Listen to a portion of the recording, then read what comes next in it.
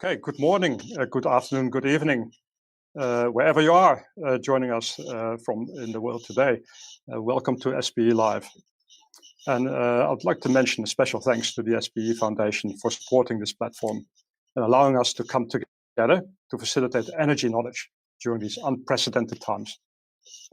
Over the past year or so, our industry has been rocked by geopolitical tensions, COVID-19, the full destruction of global energy demand, and extraordinary price volatility. The resulting budget constraints, company downsizings, and travel restrictions have radically changed the way our people work, access knowledge, and gain experience. At the same time, the accelerating debate on climate and energy transition is making it harder for the oil and gas industry to attract and retain the diverse leading talent it so vitally needs. My name is Peter Jachtenberg. I'm a reservoir engineer at Woodside. And as we look to explore this topic in more detail, I'm delighted to introduce our two guest speakers today. Neil Kavanagh, Chief Scientist at Woodside Energy, and Bernadette Cullinane, Partner and Australian Oil, Gas and Chemicals Leader at Deloitte Consulting in Perth, Australia. Now, Neil has a background in mechanical engineering, and after a long career in oil and gas production and exploration, he joined Woodside 16 years ago as Chief Scientist. It's a role that he still holds today. Bernadette is a Deloitte Partner and the Australia Oil, Gas and Chemicals Leader and Global Energy Leader. She has more than 28 years of experience across the oil and gas value chain and the capital project operations lifecycle. A special mention as well, Bernadette is the conference chair for the upcoming 2020 Asia Pacific Oil and Gas Conference and Exhibition. Now, before we kick off, I've got a disclaimer to make here. Of course, the speakers here today express their own views as members of the SPE community.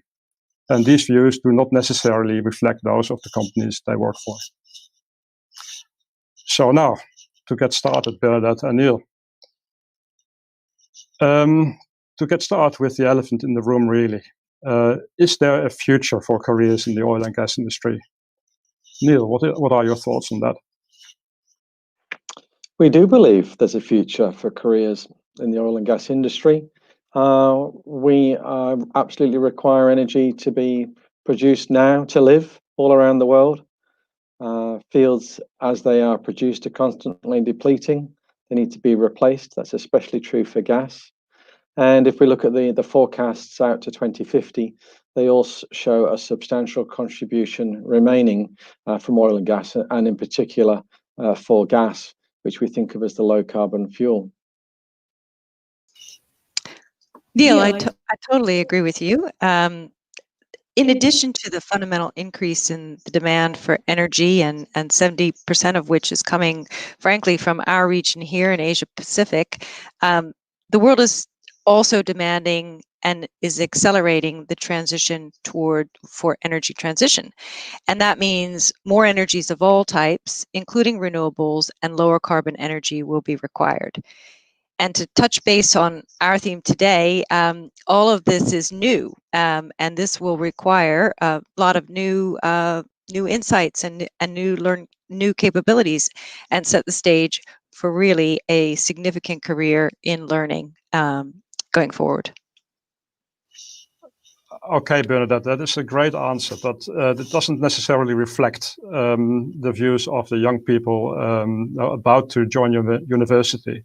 So what, in your view, could universities do to attract new students to follow a petroleum engineering curriculum? Well, certainly universities play a big role in training up new talent to enter the industry, but some of the most recent research, including some of the Deloitte research, shows that 70% of organizations are saying that learning doesn't just come from university. In fact, it's up to the companies themselves and the individuals to really provide the I guess the platforms and the opportunities for continuous lifetime learning. So I think the responsibility of education doesn't stop when you graduate from university. It continues on in the workforce each and every day. And I think there's been many opportunities that such as this SPE offers many opportunities for continued ongoing education through the many different platforms and online learning events, including this one, by the way, and including the upcoming APOGCE.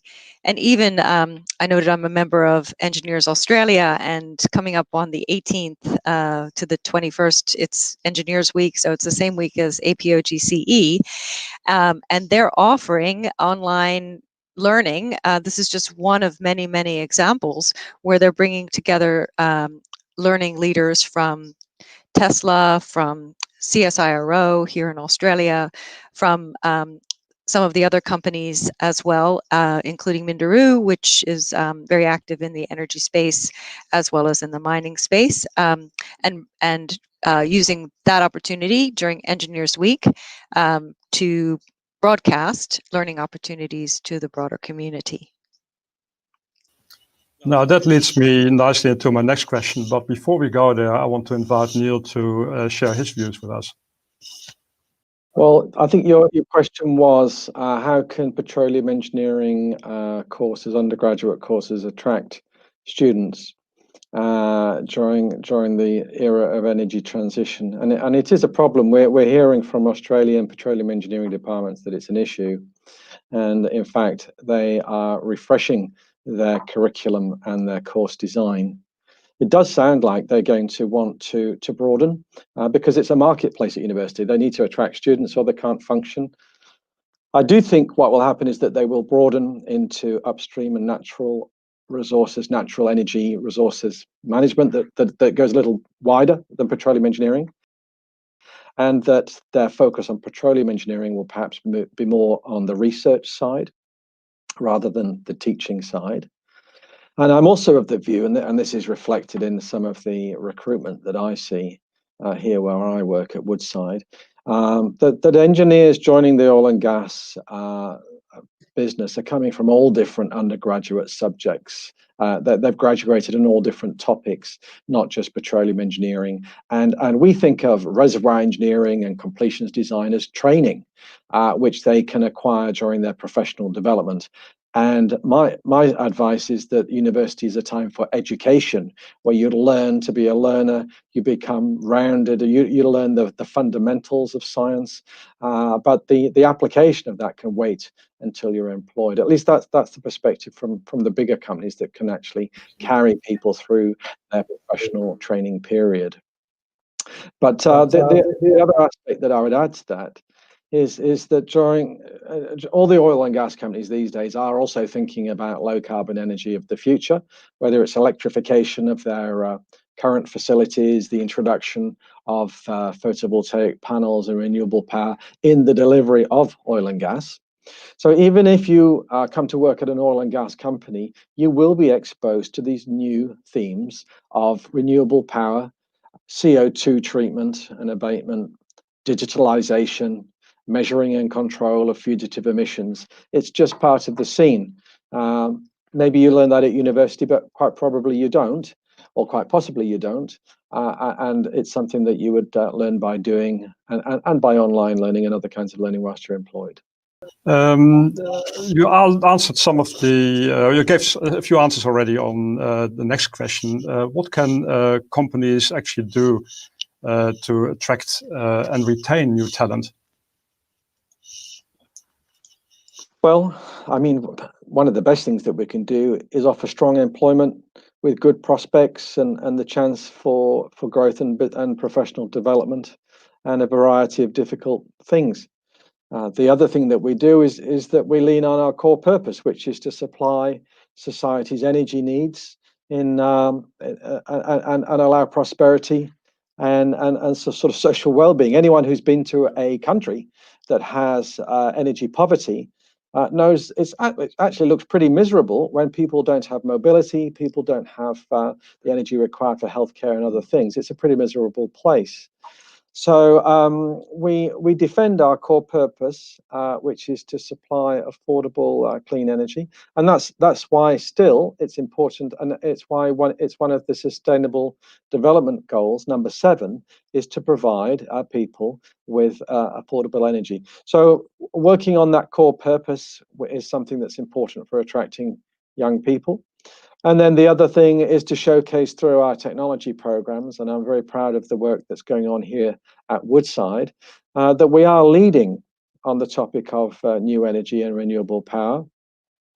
And in actual fact, the president of the International Energy Authority, Fatih Birol, when he published recently, or they published recently, their energy perspectives document showing the various new technologies, highlighted the fact that it is the energy companies, the industrial energy companies, including oil and gas, which are especially well placed to lead on the introduction of the technologies for energy transition. So in other words, ironically, an oil and gas company might be one of the best places in the world to work on solar and wind and hydrogen and electrification. Bernadette, do you share this view, or do you have anything to add? Well, I certainly share and echo Neil's comments, and the data shows that most workers, certainly well over half of workers in the workforce today, will need to change their skills and capabilities in the next few years to be really properly tooled to support this energy transition and to do all the things that Neil just described, delivering affordable, reliable energy, low carbon energy to the world. And it's important to recognize that the qualities of workers that are needed in the future are going to be a bit different. We're moving from an age of production to really an age of imagination and creativity. And so while in the past skills were very precisely honed to be a really specific and deep technical leader, perhaps in order to to assume a role of substance in a company, today really success depends on innovation, it depends on entrepreneurism, entrepreneurial skills, and other forms of creativity that are a little bit less quantifiable perhaps than the traditional petroleum engineer or chemical engineer or mechanical engineer training. So things like critical thinking and emotional intelligence and collaboration and these sorts of skills really will, have already come to the fore, but will continue to be increasingly even more important as we move through this energy transition. Okay, great. And Bernadette, what do you see is the role that the SPE could play in all of this? Well, I think SPE and many other similar types of organizations, but certainly SPE plays a significant role. So in the ongoing professional development of its members, of the folks working in the petroleum/energy industry. And I myself took advantage of some of this during the COVID lockdown with a program that was led by SPE's very own Joanna Dunlop. She leads the Gaia program, and she organized, and SPE organized, a series of absolutely excellent world-class education around carbon capture and storage and utilization. So we heard from world-class speakers, including Stanford University professors and heads of companies that are developing new technologies to capture and sequester carbon. And that was just one example of what SPE is doing to ensure that its members are well trained and future ready. Okay, the question was, Neil, what is the role that the SPE could play in the training and the retention of talent? That's a great question, Peter, about the role of the SPE on talent retention and training. And there's a couple of features that I want to highlight about SPE which are unique. One is it is a member-led organization, and the other is an organization of volunteers. And thirdly, its largest membership bodies amongst the undergraduate students who are prolific members of SPE, which is very welcome. So it's SPE itself is a snapshot of young professional people who are interested in energy and who are willing to volunteer their time and effort to advance their profession. And I think there's something really special about that when you think of energy transition. Secondly, SPE as a collection of oil and gas professionals is a reflection of where the oil and gas companies themselves are heading. So it will be necessary as oil and gas companies announce their own plans for 2050, which a number of European oil and gas companies are now doing. It will be necessary for SPE to decide whether it follows the direction of those major employers or whether it sort of sticks with the oil and gas traditional skill set. And I'm quite confident that it will follow the direction of its members' interests, because it always has. And we saw that happening in history when SPE, through its members, went from sort of onshore simple to onshore gas lift, and then to offshore, and then into deep water, and then back into onshore tight gas. SPE members have followed the opportunity set for the energy industry itself, and I don't see that it will be any different with respect to renewable power and low carbon power. Fantastic. This is great insight, Neil. Thank you. But moving on, so most companies in the past have offered traditional courses, in-person training, a structured format. Now, in this new landscape that we are getting into, with budget restrictions and travel limitations, it's maybe an obvious question, but what does the new learning look like? Neil? One of the things about new learning that I enjoy or observe is the requirement to be curiosity driven, to hone your creativity skills, and to work from a broader solution set. And that's one of the reasons why the graduates at Woodside Energy take part in a major hackathon sprint in which they solve a particular company problem during an intensive 14-day period. Now, this isn't fun. This is work, and this is training, and this is intended to build up their innovation and problem-solving skill set. So that's something that is new. In addition, it's still necessary to get the core professional talent, because oil and gas, and I think this is true of energy generally, it relies on having reliable professionals in each of the critical roles. We have a number of roles which are safety critical, and also roles where a shortcoming or an error can lead to an environmental problem. So it is vitally important that people are competent and properly equipped. So it will still be the case that critical roles need to be filled with properly qualified and trained people. And I think that suggests traditional training by an expert instructor, supplemented by on-the-job coaching, and also with some sort of a certification scheme as well. Drilling is a perfect example of that. And that's been in place for some time. And then the thing that's coming new on top of all of that, and we first saw it with the digitalization of the oil field, is the consumption of micro training material, which is user-driven. It's and user-selected as well to a degree, so that you have your own learning plan, and you choose some content, you access it through one of the many portals by the likes of LinkedIn Learning and so on, and you consume it at your own pace in little 3 or 4 or 5 minute chunks, sometimes with a test at the end of each video. I'm currently doing one that is entitled Foundations of Data Science, which I am enjoying enormously. Well, that's impressive to hear, Neil. I'm going to have to check that out. But I totally echo the comments that, this micro learning, which comes in the form of those bite-sized pieces, the self-study, even things like discussion boards and videos and podcasts and LinkedIn Learning, is a really rich addition to this whole concept of learning, as compared to the traditional macro learning, the classroom, and the more traditional forms of learning.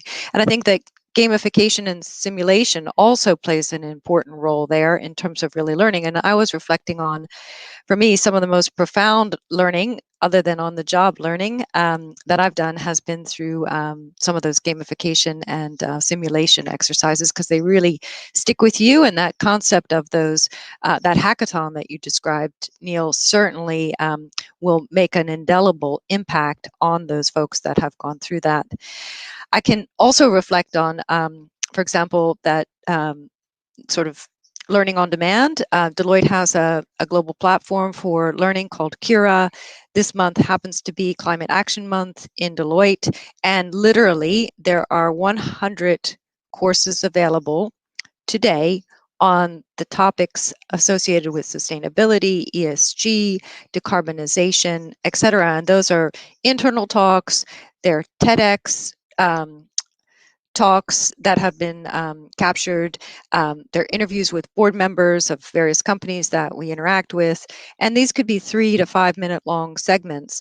And it's absolutely a rich opportunity to completely immerse yourself in some topics that, typically, or certainly in the past, you wouldn't have had any opportunity to delve into. So it's a great, the aperture is so much wider now.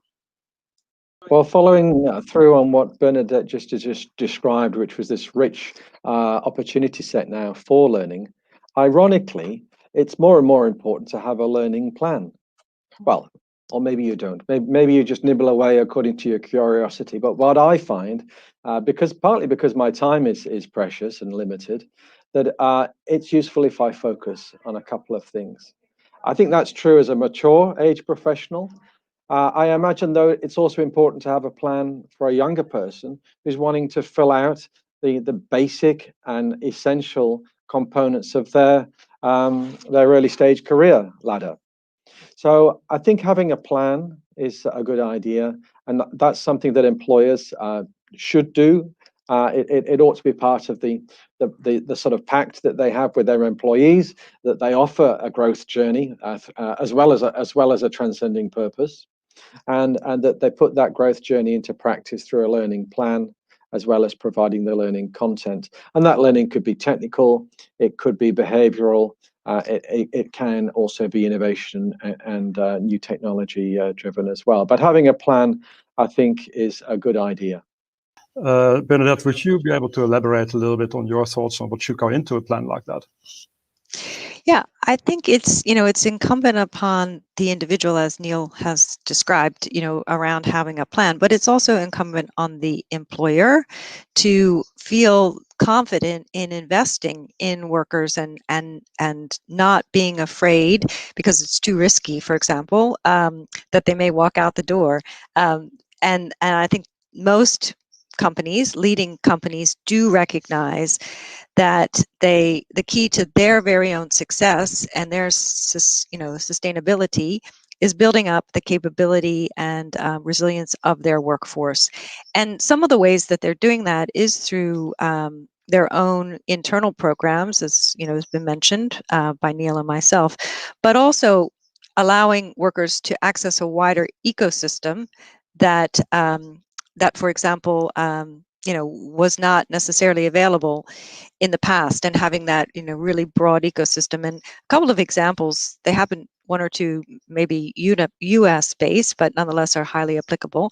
So Amazon is famously investing in I think 100,000 of their own employees to ensure that they have the skills for the future.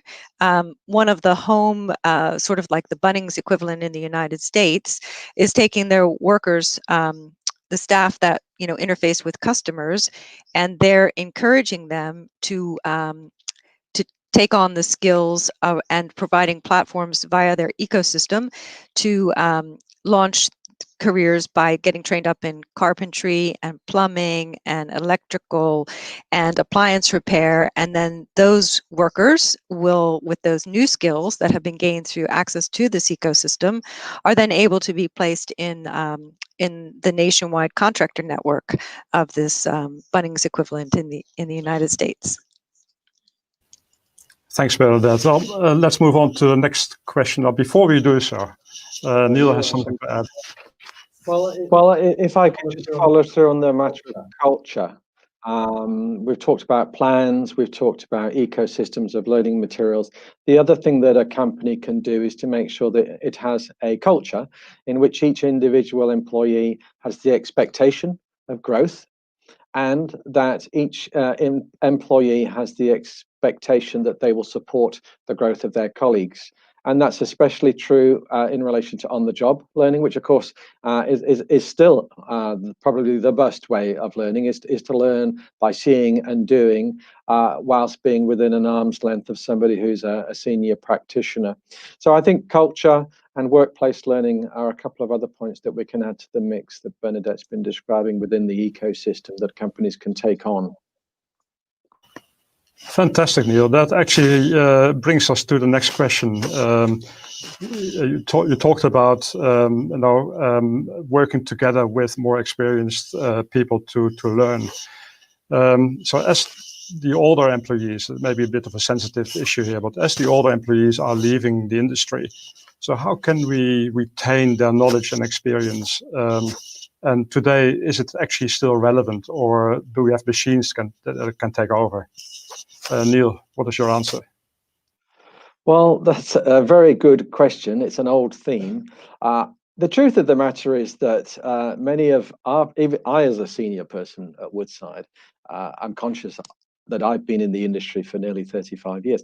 But there are many people who've left before me, and the world didn't fall in a hole. And the reason why that is the case is because a lot of the insights and the key knowledge is proceduralized and forms standards, it forms management processes and other things.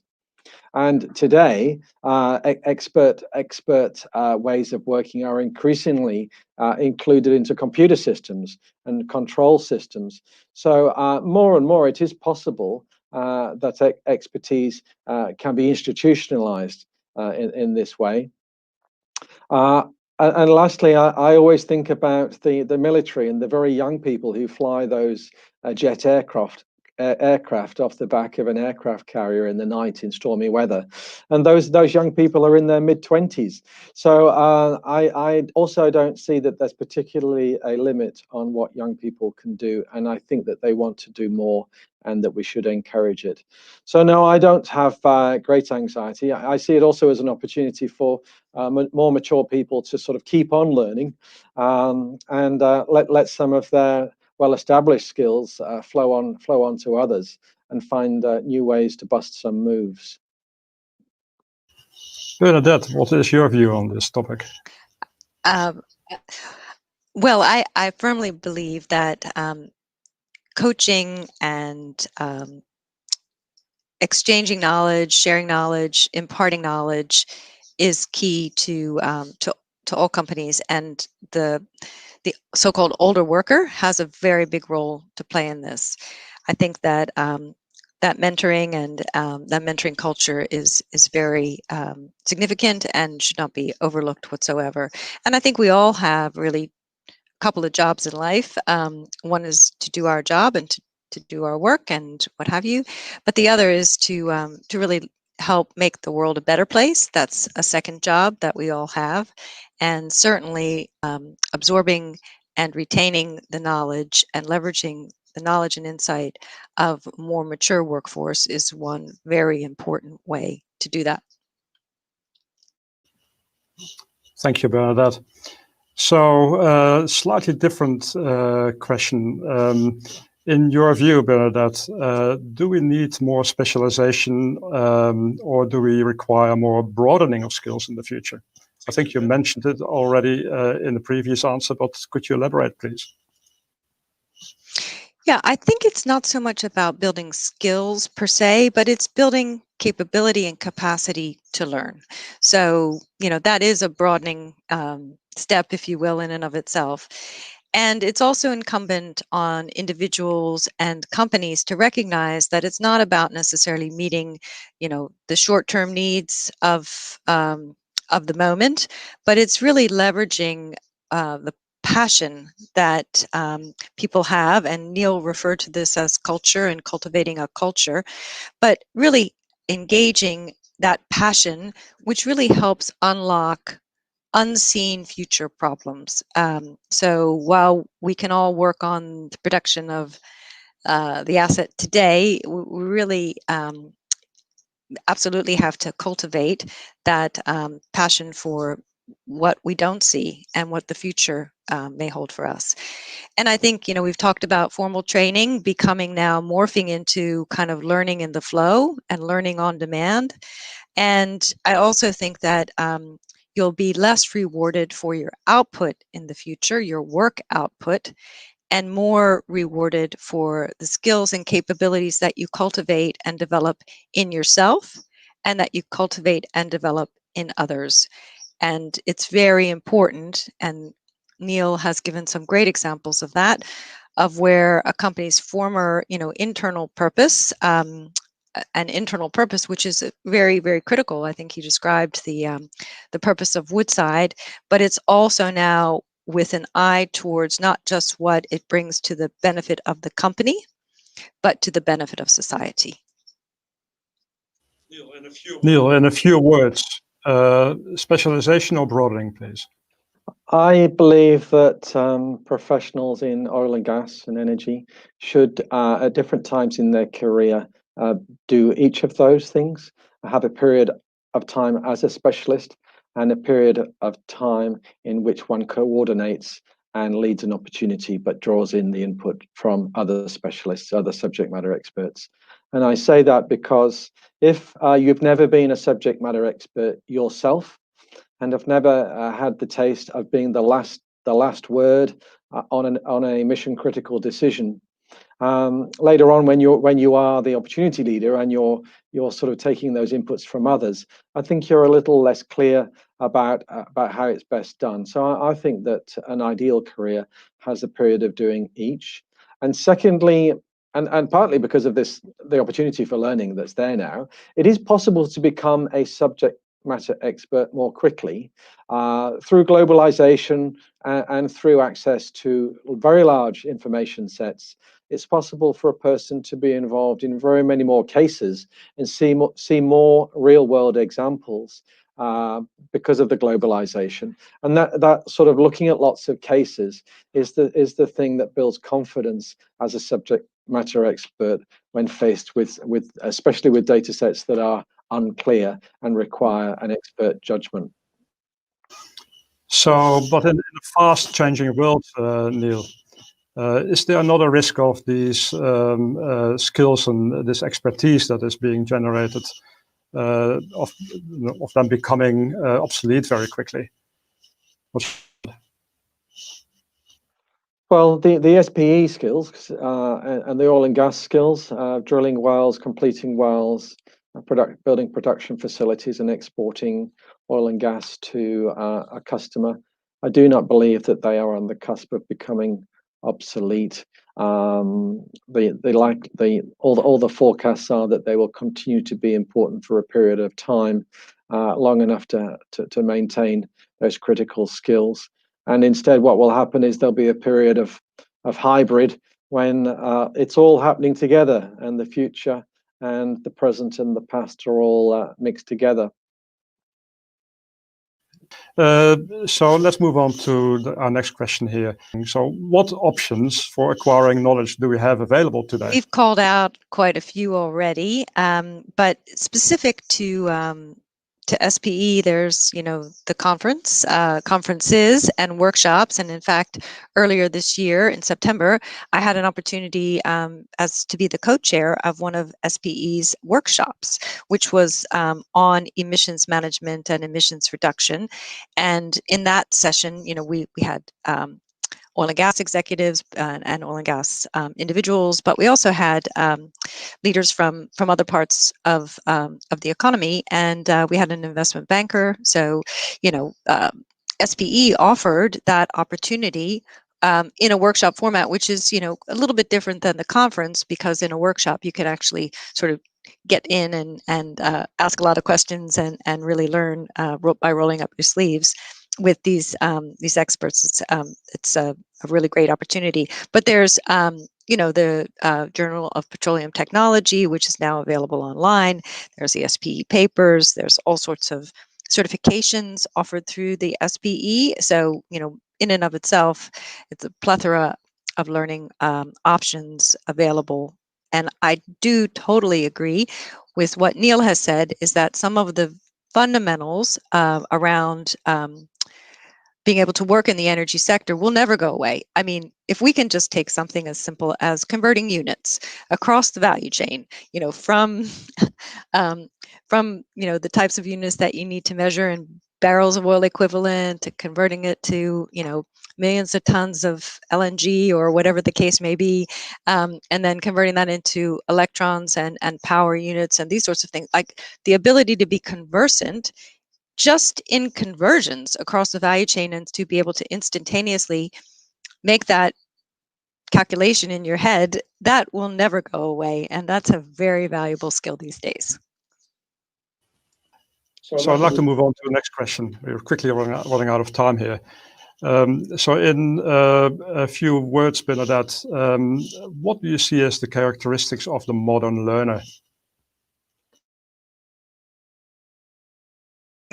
Thanks, Peter. Well, I mean, without sounding too negative or dismissive, I mean, the modern worker is extraordinarily impatient. They're very distracted. They're overwhelmed and consumed by information. In fact, some statistics that we've seen that have been published through Deloitte is around a worker is interrupted every 5 minutes, and often they're interrupted by applications, messages, emails, collaboration tools, et cetera, et cetera. So, this worker, while there are many benefits to the learning environment and the environment we find ourselves in today, it also means that we're all suffering from a little bit of attention deficit disorder. And typically, in a given work week, a worker may only have 1% of their time to focus on learning and development. So that's some of the characteristics that I see proliferating today. Neil, could you add your observations into the mix? I think there'll be a highlighting of employers that offer a quality learning environment where people are encouraged to learn, they've got the chance to have a learning plan, and they work in a culture where colleagues and supervisor are making the resources available. We hear a lot about the gig economy, and it is possible to sort of micronize your life. And it does seem to be an unstoppable force. But I think working for a quality employer with good learning conditions will continue to be an attractive thing, and it will be an important recruitment advantage. The other thing is to be self-conscious about what your learning gap is and be able to articulate that in some sort of a learning plan. So that could be a pro forma of the required competencies for a particular professional role as a production geologist or as a completions engineer. But it could be also a reflection about what the ideal leader would have by way of skills, creating trust, creating a dynamic team, and a sort of growth mindset. So you're curious enough to and honest enough to see something of a gap and seek to fill it with some learning materials. So I think that learning is becoming, we're becoming self-conscious learners. The company itself has a learning mindset, and the employees in it are happy to talk about learning and happy to talk about learning gaps. Perhaps in the past, people talked about being an expert and being already very accomplished. Now people seem to be happy enough to talk about what they're trying to learn to fill a gap. Okay, well, that leads me to the final question. That's all we've got time for. Bernadette, do you have a message for young professionals when it comes to learning? Well, I'm very envious to many of the young professionals because you're starting your career in a completely different place with so many resources and so many different opportunities available to you. I would say that be curious, don't underestimate or hold yourself back. Your thirst for knowledge will take you through not just the next few years, but many decades ahead. And you are empowered because of all of the things that are now much more available to you in the learning marketplace, if I could use that. You're empowered to get and absorb your own learning on demand when you need it, just where you want it, in just the right way that suits you. Thank you, Bernadette. Neil, what is your message to our young professionals? My message to young professionals today would be to get into something that's important. Get into something like providing the world and the people that live it with the energy that they need to live fulfilled lives. And then find your way into the fast lane of that with a company and with a situation where you can really make a difference. Ironically, oil and gas companies are presently leading on the pursuit of low energy economies, whether it's the transition to gas, development of the LNG industry, or whether it's the generation of affordable, exportable hydrogen and profitable carbon abatement. So get into the fast stream where things are really happening, and the learning will take care of itself. It'll be on a high current tailwind of an experience. That's my suggestion. Neil and Bernadette, I will have to close the conversation here. Thank you very much for your wisdom and your insights. Very good discussion. So for those of you who enjoyed this discussion and want to hear more, I encourage you to keep up to following the SPE Live series here on LinkedIn and YouTube. And finally, please note that the SPE Asia Pacific Oil and Gas Conference and Exhibition kicks off tomorrow. This is a low-cost learning and networking event for all disciplines and experience levels. So on behalf of the organizing committee, we look forward to welcoming you to this 3-day virtual event. And for those who have not yet registered, please do so, or do click through the links provided in the description of this live stream. And remember, it's not too late to register.